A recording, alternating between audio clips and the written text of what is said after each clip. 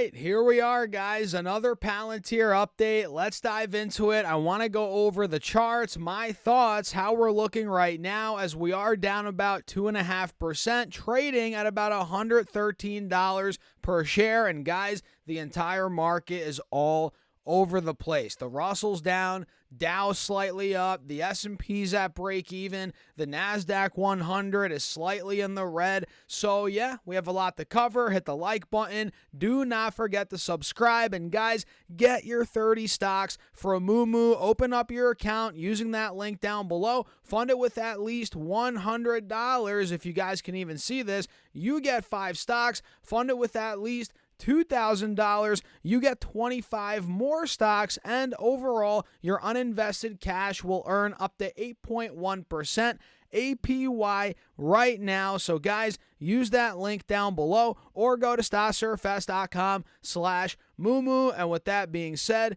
cheers, let's dive into it. So man, Palantir right now is selling off a little bit down 2.5%, but earlier in the day, guys, we were actually in the green, I think, at one point. Either way, we were at $118.60, a whole $5 above where we are now. Again, we're at 113, trying to rally off the actually 111, 112 low. So we were down even more at one point earlier today. We're trying to bounce off of that level or bounce from that level, but not fully doing it right now. And you guys can see, again, we're down 2.5%, but still holding an uptrend here on the 5-day, 5-minute chart. Let me pull up this channel tool, and obviously on every time frame pretty much, we're holding an uptrend, especially as you pull the layers back even more and more. But notice here in the very short term, we're holding this channel, and buyers could very well start to come in heavily where we are now. In fact, buyers are already starting to come in. Like I said, we're up off the intraday low a little bit, about $1, $2 off the lows, but we're not fully extending the breakout, which honestly, man, if you're looking at this for a short-term trade, it looks decent. If you think we're going to rebound here and play in this channel, there could be more upside back to 115, 118. Maybe we go to 120. That would be another all-time high. That would put us at the top of this channel. So we're looking pretty good on the 5-day, 5-minute. On the 30-minute chart, you guys can see we're above the 180 moving average right now, and we're holding an uptrend on this time frame. And by the way, guys, we can see on various occasions where we've pulled down to the 180 SMA over the last couple of weeks, and buyers have come in, right? Most recently it happened, it looks like here, literally yesterday, we pulled down to 108, right above the 180 SMA, and we bounced off of it, going to 118 this morning. So we rallied $10 off that moving average from yesterday to today on this 30-minute chart, and we held it about a week ago, looks like 5 days ago. We pulled down to about $198 a share, and we ripped right off of it, right? Even going back to the beginning of this month, about 10 days ago, we bounced off of it right after earnings came out. So guys, we're here again. We're down about 2.5%, 3%. We're at the 180 SMA again. Let's see if buyers come in here and maybe we get the pop like we've seen multiple times over the last couple of weeks. And just because we've seen it happen before doesn't mean it's going to happen again. But it's definitely on my radar right now. And on the 1-hour chart, you guys are seeing how good we look, obviously. And on the 4-hour chart, we're looking pretty solid as well. And there's a lot of people calling for a big pull down on Palantir. I know there's a lot of people shorting it, right? Which I would be very scared to short this thing. I've never shorted it, never. I don't plan on ever shorting it either, but there are people shorting it here, thinking it's going to get back down to 100, 105, 110, which honestly could be in the cards. But there are some people saying that we're going to pull down to $80 in the short term, which seems a little more far-fetched, to be honest, considering we're $30 above that level.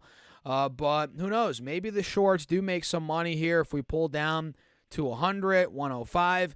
but I don't see it going much lower than that, at least in the very short term as of right now. So yeah, that's a quick rundown on PLTR. The entire market is all over the place. We'll talk about that here in a second. But first, do not forget to sign up for the email list. I'm not sure if you guys have done that yet, but I send out my top stocks weekly right to your email. And the beautiful thing is, get this, guys, it's free.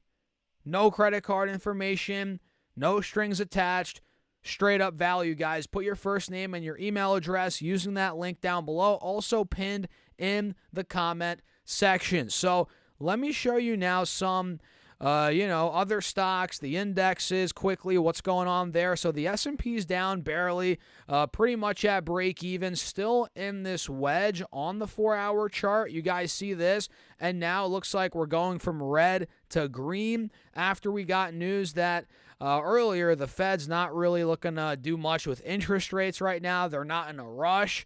So I guess, that's pushing up stocks. I don't know if it's that reason, or maybe because we're getting more clarity around the Fed interest rates, kind of what's going on. But either way, waiting for direction on SPY here. QQQ's kind of in the same predicament. We're in this channel, downwards channel. Also, if you look at it this way, we're in a wedge. You guys see this as well. Same predicament pretty much as SPY. So watch out for that overall breakout on QQQ. The Russell's down the most right now, 0.75%. Inverse head and shoulders, though, is still intact on the Russell. Keep that in mind. And the Dow is slightly up, trying to get back to those all-time highs. We hit 45,070 back on the 5th of December, it looks like, right around then. We're about now, 500 points away, 600 points away. Looks like the Dow wants to go back there, guys. Only a matter of time. Voice crack, by the way. You guys heard that? Only a matter of time before the Dow gets to all-time highs. Cheers, guys. Let me get this water in my system. All right. And looking at other stocks here, there's a lot of movers today, guys. Nikola, somehow, although it is a penny stock, you got to be careful with penny stocks. Nikola's up 20%. Looks like we're moving to 60 cents a share, heading into earnings, which are coming out in 9 days on the 20th in the morning. So keep your eyes on Nikola. Intel is breaking out here today, guys, up around 7-8%, popping over the moving averages on the 4-hour chart, and Intel's pushing towards the highs now from earlier this year. In the end of looks like January, we hit about 22.50 on Intel. That's where it looks like it's going.